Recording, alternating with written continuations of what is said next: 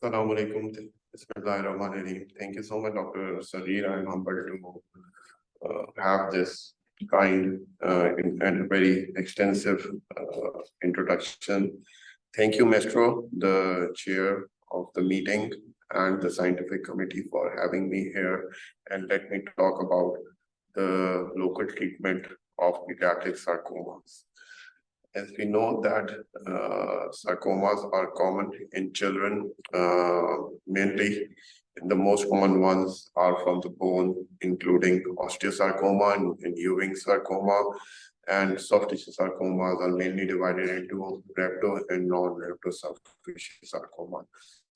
Of limited time, I will only be able to talk about Ewing sarcoma and maybe rhabdomyosarcoma and specifics details about radiation therapy. So we know that Ewing sarcoma is primarily a bone tumor arising to the Ewing sarcoma family of tumor having AWSR gene positivity.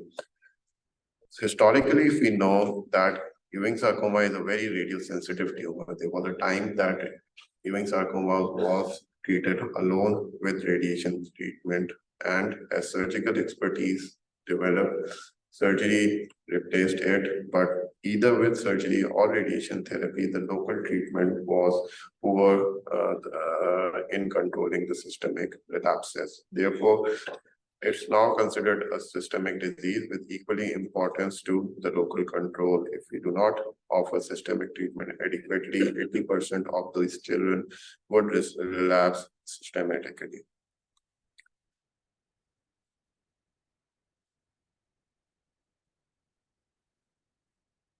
So the backbone of treatment of Ewing sarcoma is chemotherapy. There's a difference in the way the European and the American treat this entity. The European strategy is based upon VDC alternating with IE chemotherapy, lasting up to 17 cycles. However, the local treatment for both the European strategy and the North American strategy has to be incorporated approximately at 12 weeks of treatment with evaluation at 10 and 11 weeks of treatment.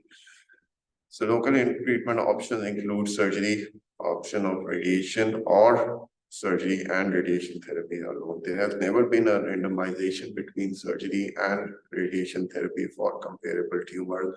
However, it has been in most of the cooperative group and continental studies, the good ones are operated and the bigger ones, which are difficult to operate or mutilating, are exposed to radiation therapy. And similarly, because of the selection bias, radiation therapy has not proven to be of equal local effectiveness. However, it is a very valid option for local control as well as for cure.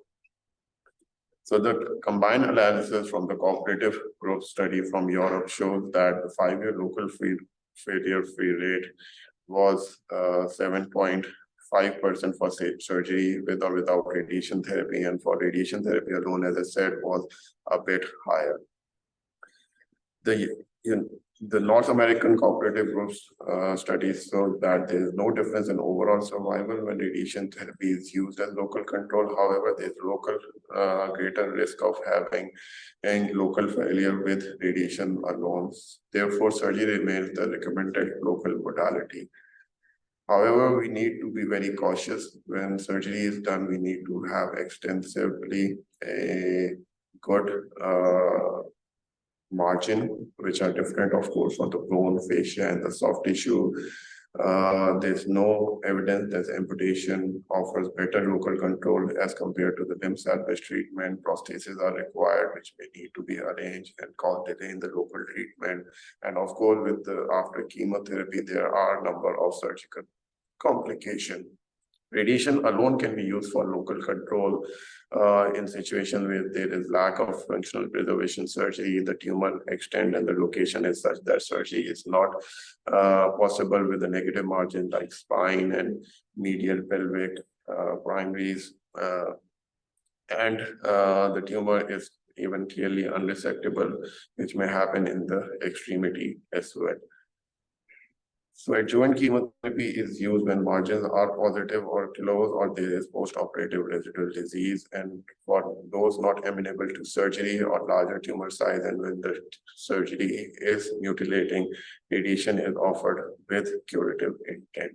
Multiple studies have compared different options of surgery and radiation therapy. This one particularly of more than 500 patients from a single institute showed that the local failure rate obviously were higher. Obviously, those patients were not amenable to surgery when offered radiation therapy alone, and surgery plus radiation has the best local control outcome among these patients. Post-operative radiation therapy, as I mentioned, is reserved for situations where there is an R2 resection and intralesional resection, and upfront biopsy is done without involving a sarcoma surgeon, where contamination has already been done by spillage, close margin post-operatively, and particularly in the European strategy, which differs from the US strategy, the North American strategy, where less than 90% necrosis is itself an indication for post-operative radiation therapy in Ewing.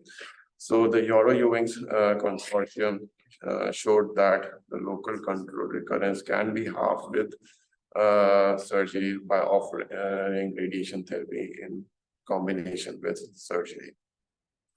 The benefit is more for those patients who have a tumor larger than 200 centimeter cube and have more than 100% necrosis. So identifying the patients with localized Ewing sarcoma who are higher risk of local failure, Dr. Safia Ahmad from Mayo Clinic in US has produced this result from the 3 North American historical study, the intergroup and the recent AEWSW 0031, comparing a combination of the 2 local modalities, proving that surgery has the lowest local recurrence rate, and radiation therapy may result in local recurrence up to 15% of the patient. Therefore, the patients need to be very, very carefully selected. Among the sites which did not do very well included the pelvic, primary, and the axial spine, as you can see in the table box with the red line. So it is indeed a reality that there are a number of patients or tumors where local treatment is not possible and radiation has to be incorporated. However, localized treatment with radiation can achieve decent enough local control rates, as you can see in the graph here. However, the combination and surgery plus radiation in this series as well proved to be most efficacious of the treatment strategy. So this cohort of 49 patients looked at what would be the outcome if radiation is incorporated in selected group of patients in a preoperative setting, which is called the neoadjuvant radiation therapy, when upfront surgery is not possible, or in those patients where radiation would be anticipated being given post-operatively, and this strategy proved to be quite successful in minimizing the local recurrence rate. So the analysis from the COG published recently earlier this year also proves same results, that with an increasing size of the tumor, that is the volume of tumor, for each 100 centimeter cube rising size of the tumor, the local recurrence rate would rise, and esophageal primaries to be of poor local control when treated with radiation therapy alone. However, it remains a valid modality for treatment. So people tried to do dose escalation. The study from St. Jude showed doses of 64.8 for tumor more than 8 centimeter, proving to be efficacious and helpful for controlling the tumor, even for large size tumors. And then we have a study from the region where a dose of up to 70.2 gray has been offered for unresectable tumor, showing equal local control rates. However, this much dose has never been tried in the COG study or a North American study. However, it is a randomized study and published in the Red Journal recently last year.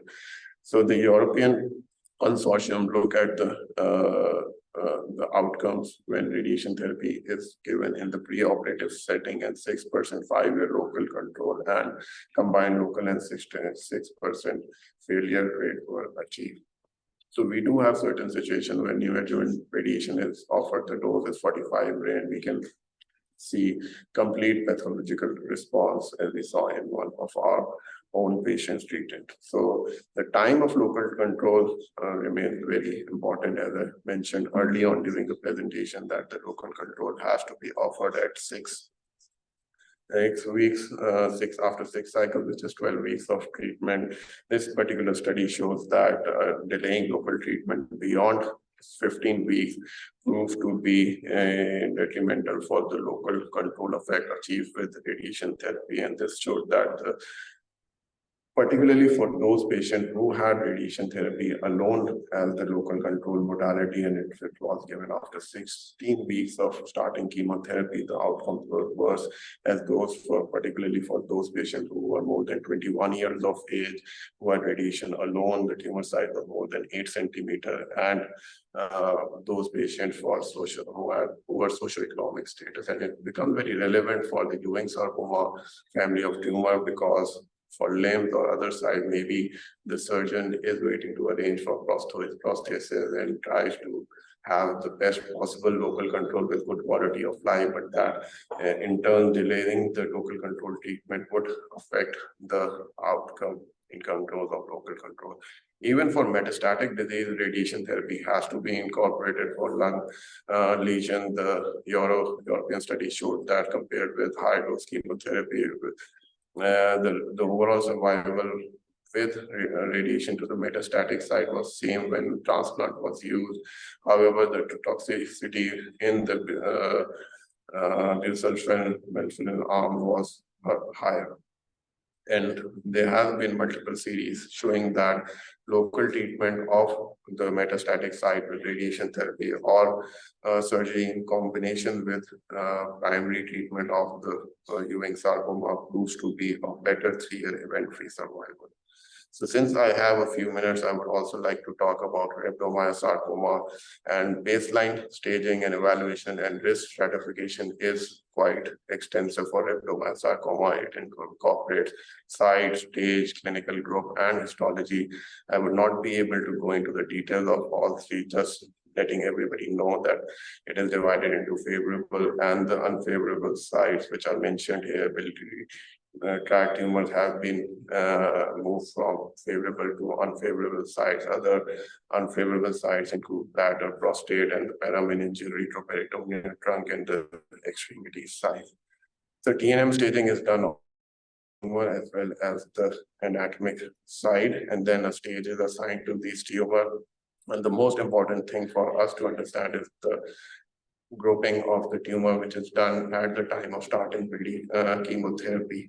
If the tumor has been upfront resected, which is very much warranted and evidence-based, it is group 1. When there is microscopic disease left behind, or the nodes are resected and they are turned out to be positive without any gross residual disease left behind, it can be called a group 2. For all other tumor where there is any evidence of residual disease, they are called group 3 tumors. So that's how the conventional risk grouping was done on low, intermediate, and high grade. So I tell my residents to simplify it. All the alveolar are at least intermediate risk. All metastatic are high risk, and only those good favorable sites, embryonal and completely resected, are those which would be a low risk, or group 3, which favorable sites would be low risk. So there has been update for the risk stratification, and this is very much based on the historical data coming in from the COG study depicting what are the factors causing a tumor to be having bad prognostic factors, which include the node positivity impacting the local control and survival, size more than 5 centimeters. We divide the age between less than 1 to 10, and more than 10 years, and those patients more than 10 years tend to do the best. Patients having tumor more than 5 centimeters progress in a worse way, and those having node positivity are also not good ones. So recently, over the last decade, PEG3 or 7 FOXO1 fusion has proven to be responsible for the prognosis. Yeah. Of bad prognosis, so we need to incorporate this particular strategy into our treatment strategy. Therefore, a couple of points I would like to mention here regarding the timing, which includes radiation therapy when done at week 0 or week 12 is proven to be equally efficacious in the modern COG study. It was the 4th week of treatment when chemotherapy, when radiation therapy was given, but the historical results have shown that the results are equally good. So even for infants, it is important to understand that radiation therapy should not be omitted as part of the local treatment. There have been multiple studies looking at this particular approach, looking at the outcome of the use of radiation therapy, how it has been used. People try to delay it, compare it with the historical cohort as well as the standard treatment strategy. So the evidence does show that those patients who have treatment even less than 2 years of age, have local treatment, are producing equal results as they would do for any child more than 2 years of age and have the local treatment as required by per protocol.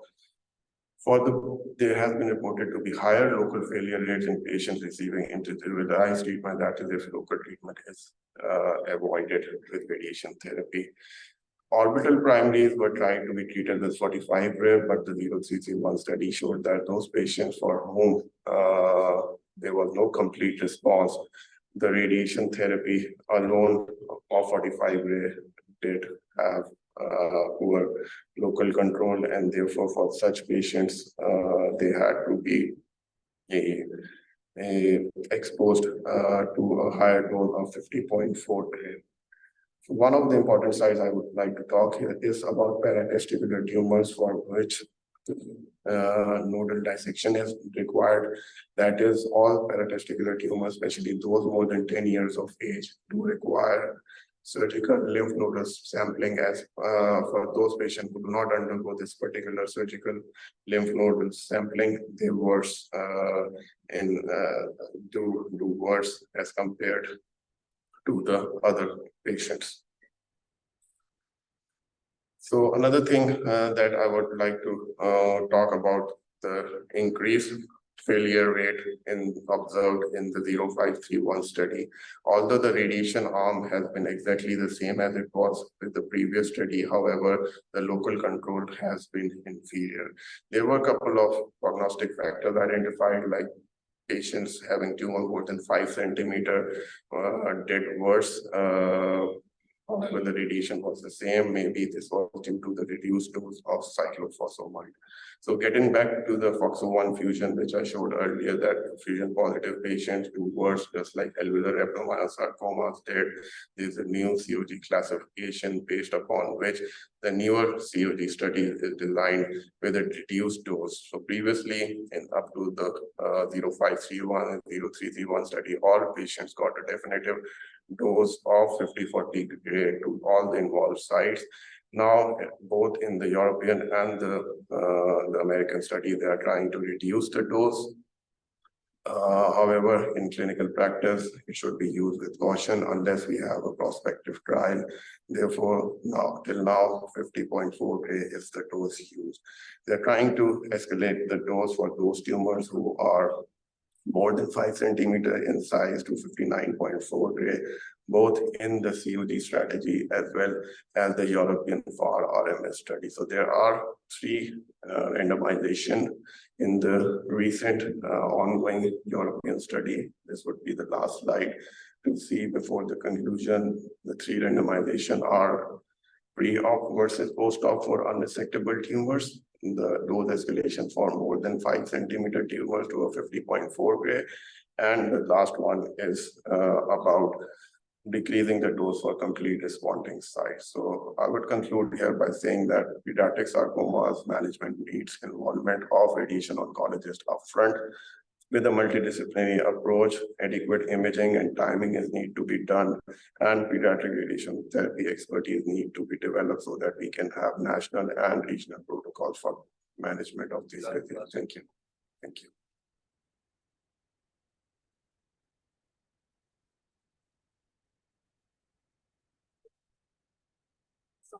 Questions to the end?